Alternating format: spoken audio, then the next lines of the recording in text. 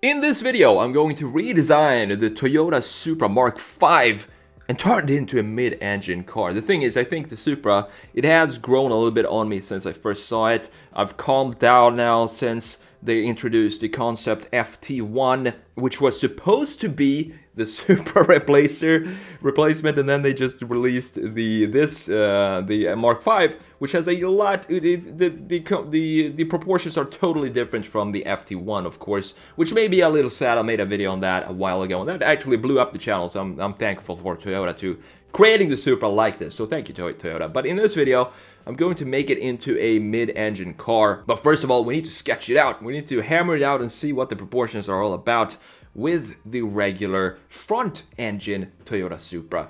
What I don't like about it are all the fake vents that goes on in the body of the car. So that's one thing we're definitely going to have to change. Specifically that little slot on the hood, on the side of the hood. It's supposed to be an outlet, I think, but it's such an unnecessary thing for them to put on the Toyota. So that's gonna be removed. And then there's a tiny little slot on the door. We can actually make that useful now instead of making it look like a vectoring mistake in a 3D software. We can actually make it into a air intake now because we need cooling in the rear. So that's what we're gonna do in this video. Just sketching it out here on pen and paper first because it's been a while and I miss the feeling of sketching on paper. It feels really good. If you haven't done it today, make sure you pick out a pen and paper and just doodle something. But with that said, let's jump into Photoshop here and let me show you exactly what I'm talking about.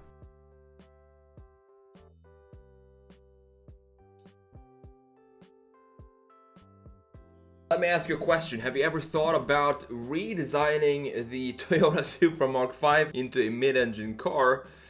Neither have I until I saw a bunch of comments on it asking me to do it. And then I started thinking it might be a cool idea because it could be a competitor to the Porsche Boxster or the Cayman as they call it these days. So why not give this a shot and see how this is going to turn out? So first of all, what do we need to do here? Turn this car, Supra, into a mid-engine car. Well, obviously we're gonna have to move things around here. Now we have the engine in the middle of the car. That means that this needs to move, slide forward, something like this. And you can see how weird and off proportions it looks right now, which is something we have to fix by doing a little tweaking to this design right here, or to the greenhouse itself.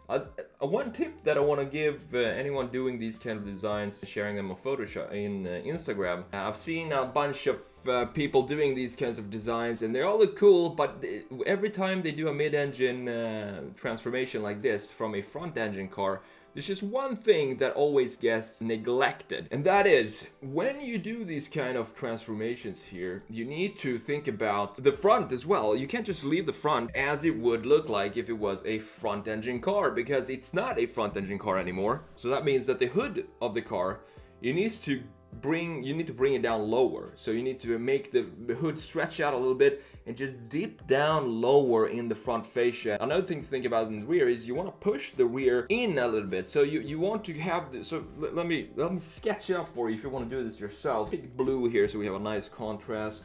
And then this hard brush here. So you still have the same kind of the width of the car, the wheelbase of the car is going to be the same, but the whole body or the shell of the car with the greenhouse as well, of course, everything is going to just slide on top of this existing wheelbase forward. So the front is going to stretch a little further forward and of course be a little lower than what it is right now. So that's what we're gonna do in the video later here. And also in the rear, we're gonna have to chop it off right here. Just chop it, bam, just shorten the rear, press it in towards the rear axle there, and that is going to make the proportions actually look more like a mid-engine car and not just some bad Photoshop job. And then we don't want that here on the channel. So I'm gonna have to try and do this as well as I can while navigating all of these problems here. So as you can see now, we have some issues with the background here. We still have the same old car in the background there. What you want to do for that is just use the clone tool, and the clone tool is a absolutely magical Photoshop tool that I use. I'm gonna walk you through a little bit of the techniques that I use when I do this here. So the clone tool, you can just pick whatever you want. You can pick this surface up here. So let's say you want this texture up here. Then you just hit Option or Alt, and then you just tap it, and then you can just use the clone tool to paint that specific texture onto your canvas with the brush that you're using. So right now I'm using a airbrush brush, so it's kind of have soft edges to it, to have it melt into the surrounding background and not have any hard edges where the texture of one panel doesn't fit the other. So when you have the airbrush, it kind of melts outline of the airbrush, makes it melt together nicely. But what we can do now is to just erase some of the outline of the greenhouse to define this shape more. And by doing that, we're also going to start revealing more of the background. So we're going to have to go back to the clone tool and just do some more work with that. So this is how you do these redesigns. It's actually not that hard when you have all the tools available to you. And of course, you need to know how to use the tools. So if you want to try this yourself, I might just start doing walkthroughs like this to kind of show you how these are done, and at the same time talk about the car, what's going on here, and what I'm thinking, what I'm actually planning on doing with the redesign here. The only problem that I see with this is the vents. So we need to figure out how to fix this vent here. This is one of these challenges you need to think about when you're doing a redesign like this. We have this fake vent here, and I can't stand the vent on the regular Supra, because that vent there, it's like, it's if you worked in 3D CAD, for example, and you worked in Alias, or maybe 3D Max and Maya and all of these does this as well, I'm not sure. If you have some vertices that are messed up, they create surfaces like this, where nothing seems to really work. It just blends together, and it's a fault in the 3D model, and that's exactly what this looks like. And then it seems like they saw that the fault was there, and then they just took that model and ran with it and put it into production, and boom, here we are. We have some weird looking fake vent that is a couple of millimeters thick like this, that just sits inside of the door even. It's not even behind the door here. As well as this outlet here, which is also fake, because if we were to remove this and we were to remove this, it would make for such a more cleaner design. It would just make a more beautiful car. They say it's for racing or for some GT touring purposes, that you can actually take these and make them functional. But how many are gonna do that on their street Supras? Not a lot of people are gonna do it.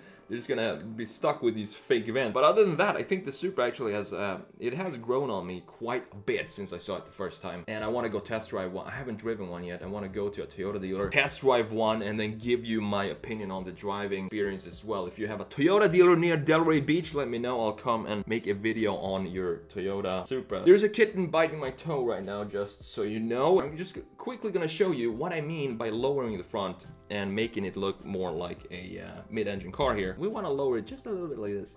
See how big of a difference this makes? We need to do the same, of course, on this side right here. Otherwise, not gonna have symmetry. Asymmetrical car, it's a bangle idea. It might work, who knows? But it won't work with the Supra right here. I think Rosie thinks the exact same thing as I do, right? So what we're gonna do is just lower it on both sides. But you can see we have a big problem now, and that is that the door is sitting completely off. So there is no way this driver here can get in, because we have the door not even connecting to the greenhouse, which is a big problem. That's another problem that I'm going to solve by moving this whole door and sliding it forward this way. Since it's a mid-engine car now, remember, we need to cool the engine in the back now, not in the front. Who cares about these intakes? They can go away, they're all fake anyway, so we can just have maybe a tiny intake down here. But that's about it. We're gonna focus on having the big intake right here on the side and smack it on there. That's what I'm gonna do now. So this is some basic techniques on how to do these redesigns yourself. I'm happy to share more if you're interested in seeing that.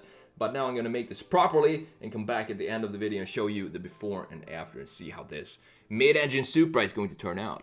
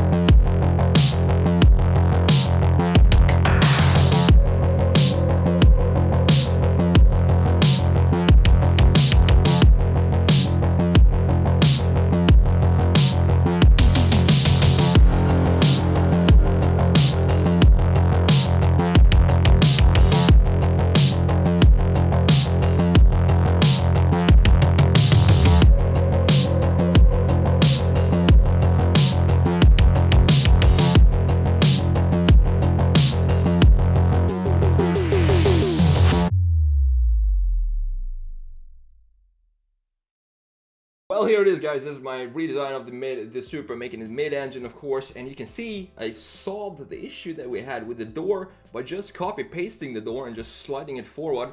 The problem that you get when you do that is you need to figure out all the reflections and have them connect from this point here and into the door, and then you have this little, you can see some subtle reflections going on here. You just need to make sure they're all aligned with this new position of the door, and then boom, we added this air intake here. I don't think the Supra needs a massive ventador and air intake in the side of the door. It's not a 700 horsepower V12 in the back. It's a, what is it? Is it a 4-cylinder Supra? Maybe a 6-cylinder, right? Yeah. Supra has a 6-cylinder. So it needs 6-cylinder cooling, so we need half the intake space of an Aventador, which is a 12. That's my reasoning behind this, and that's what I'm gonna tell the engineers why it's such a tiny slot there. And also because the front engine Supra has a tiny slot there as well. It's not even significant in any way. So I wanted to make something out of that and make it functional, and it looks a lot better now. Removed this air outlet right here that I don't like at all on the Supra. I have no idea why they put it there, and it looks a lot cleaner without it.